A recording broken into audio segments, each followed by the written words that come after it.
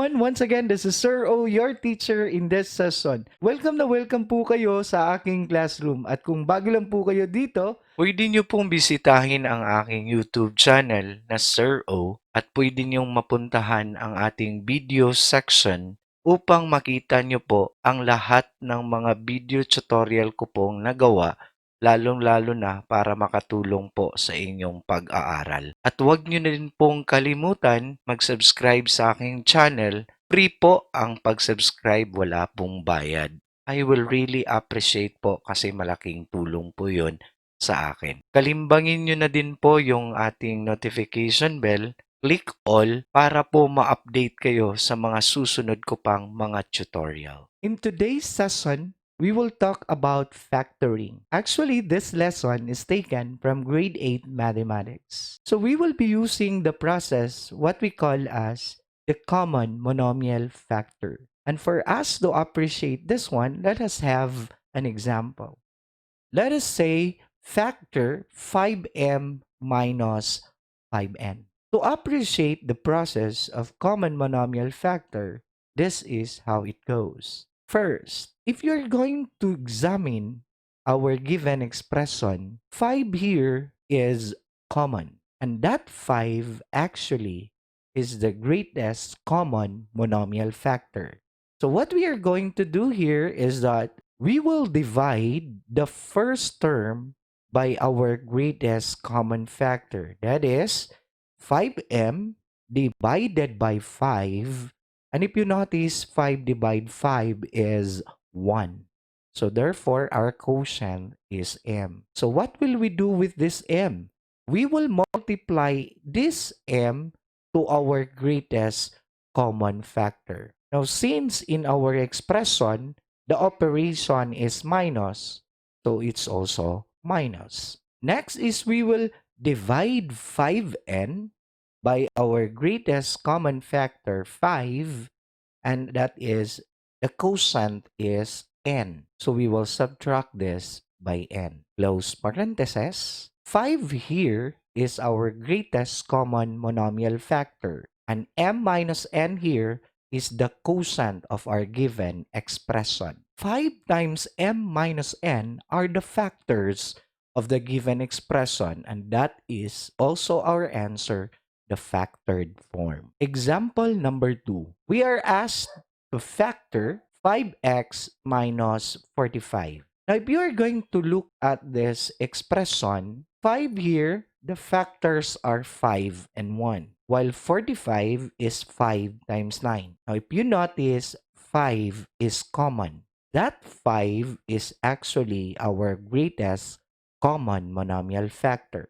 Now, since x is not common to both terms in the expression, so we will not include x as our GCF. Then we will go to the process. Of course, we will multiply here the quotient that we will obtain by dividing this expression by our JCF. So first term, 5x divided by 5.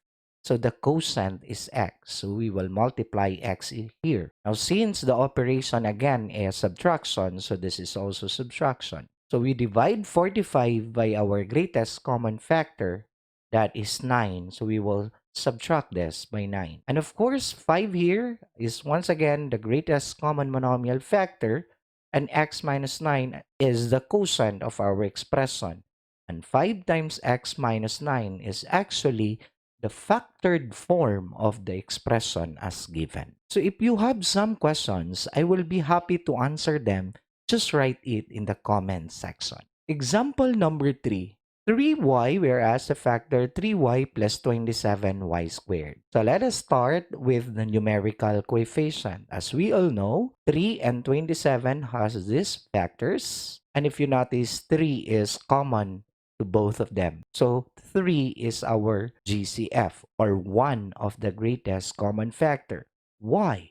Because y here in the expression are also common both the terms given. So therefore, we will choose the variable with the lowest exponent for us to get it as a greatest common factor. So we will choose the variable with the smallest exponent. That is why it is a y. Now, the next step is, of course, we will multiply here whatever is the quotient that we will obtain. So we will divide first the first term by our greatest common factor, which is 3y. And of course, that is equivalent to 1.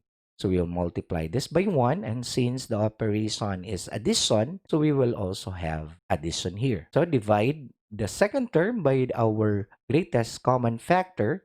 27 divided by 3 is, of course, 9. And what we are going to do with the exponent is we will subtract them. 2 minus 1 is 1. So that is why 9y. So we will also multiply 9y in our GCF. So 1 plus 9y is our quotient.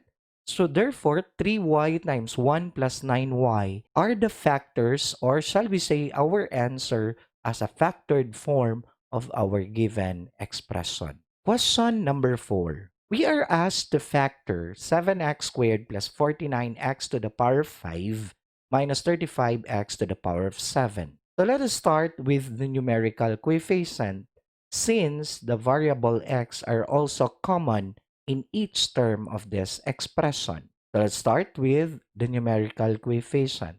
Now, if you notice, 7 here are common, so therefore 7 is one of the greatest common monomial factor. And in terms with the variable, again, we will only choose the variable with the lowest exponent. And x squared here is the lowest, a variable with the lowest exponent. Of course, we will divide the first term by our greatest common factor, and that is equal to 1. So we will multiply this by 1. Next, we will divide the second term by our greatest common factor, that is 49x to the power 5 divide 7x squared. 49 divided by 7 is, of course, 7, and 5 minus 2. So we will just subtract the exponent. 5 minus 2 is x cubed. So we will add 7x cubed because this is addition. Next is the last term. 35x to the power of 7 divided by our greatest common monomial factor, 7x squared. 35 divided 7 is 5. We subtract 7 by 2, that is why 5. So we will subtract this by 5x to the power 5 because the operation of the third term is subtraction. So this 1 plus 7x cubed minus 5x to the power 5 is actually rather the quotient of the given expression. So therefore, 7x squared and this one are actually the factored form of our given expression. Question number 5. So once again, let's go to our process by starting with the numerical coefficient in identifying the greatest common monomial factor. So we have 5 times 1, 5 times 3, and 5 times 2. And if you notice, 5 is common to each term in our expression. So therefore, 5 is one of our GCF. Now, if you notice, P as a variable here are actually common to each term in the expression. So we will again choose the variable P with the lowest exponent, and that is P squared. And since M as a variable is also common to each term in the expression, so we will choose M with the lowest exponent. Now question, what if M is not common to each term in the expression? We cannot get a GCF of it. It should be common to each term in the expression. So again, we will divide the first term by our given GCF as identified. And we will cancel first m squared because that is equal to 1. And 5 divided 5 is of course 1, and 3 minus 2 with the exponent kasi we will going to subtract them. So that is 1p. And we will multiply this with p.